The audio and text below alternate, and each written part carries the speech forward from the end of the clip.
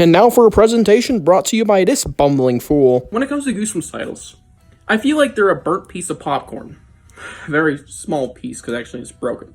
But you get the idea. See, the whole bag ain't burnt, obviously, but it starts out all good. All the popcorn's going normal and ain't burning immediately. And I call that the 90s era. Because most of the titles from the 90s are very good or relatively good. But as you progress into the burnt popcorn era, we have the more modern titles. Let me tell you, there's some stinkers. And whilst there's some good pieces, because obviously not the whole bag's been burned, some of those are more recently popped pieces. There's some duds, you know, there's some popcorn that you just pick out like, nope. And yeah, those are the bad titles. So today we're talking about those perfect golden pieces that just, And yes, I burnt a whole bag of popcorn for this video. Yeah, you heard that right. We're talking about Goosebumps for Dummies. I am talking about the best Goosebumps titles. Yes, it's a topic I don't think is talked about enough. Even though it is talked about, just not a lot. There's some titles that are just genuinely awesome. And I want to preface by, everything I'm about to say by saying, this isn't a ranking. This isn't the definitive best titles. It could change. My personal favorite isn't here. I'll point it out when we get to it. It's the final one. But none of these are, certainly ranked or ordered. This is all just a compilation in a random order of my favorites with the best title, I think, in all of Goosebumps at the end. And this is to no discredit to the modern era. There's not a lot of moderns in here. Though, obviously, I don't like the modern era's titles as much, nor books, but nonetheless. Not about the titles, not the contents, or the covers, and this isn't biased at all. I mean, this is biased to what titles I think are good, just not anything else. No other factors are correlating here. I fucking love Lost Legends title, if that tells you anything. I know. I love that title, but I'm not a big fan of the book, even if I think it's a little overhated. Nor the cover. It's not very good, in all honesty. I'm not going to lie to myself. But yeah, we're going to talk about exclusively titles, to make that clear. No subtitles, no none. So, why waste time? Anything's available, not just books. We can go into episodes, even though I didn't for this video, because there's no episodes that are much different from the obvious, episode titles, or book titles. Like, You Can't Scare Me. Oh, I just like that they removed the exclamation point in the episode title for the 90s episode. That's stupid. But yeah, let's dive in immediately. Starting off with, I actually have to flip the stack, Say Cheese and Die. It's one of the titles that more plays into the funny, territory, whilst telling you exactly what's going to happen. And it could easily be one of my favorites, it just isn't. But it's definitely up there, it's one of the best titles that I thought I'd mention. Say Cheese and Die. What does it do?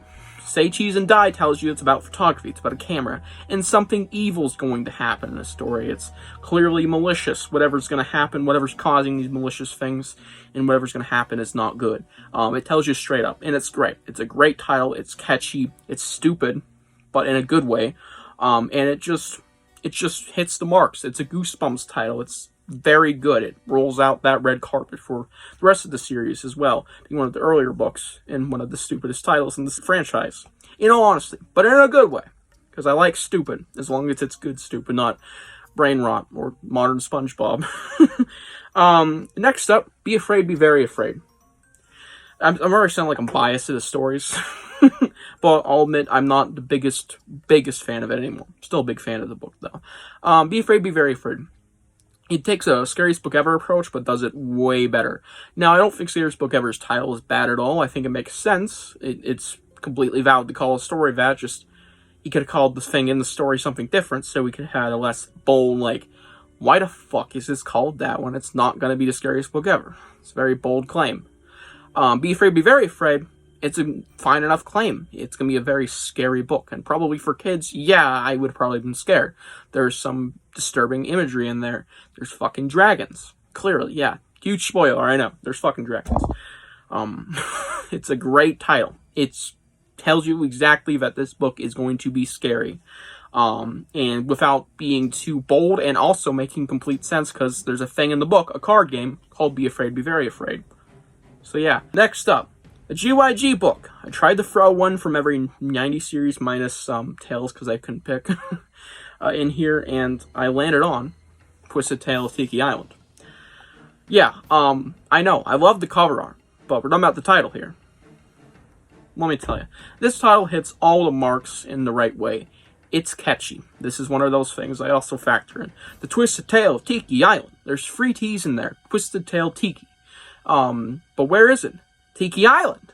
One of the T's plays into the name.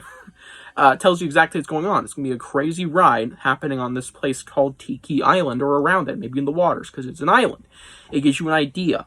And Twisted, I know I'm not correlating covers into this, but it makes you think, what's so twisted about this tale? And if you look at the cover, I know I'm kind of cheating here. It does tell you maybe it's about tentacles.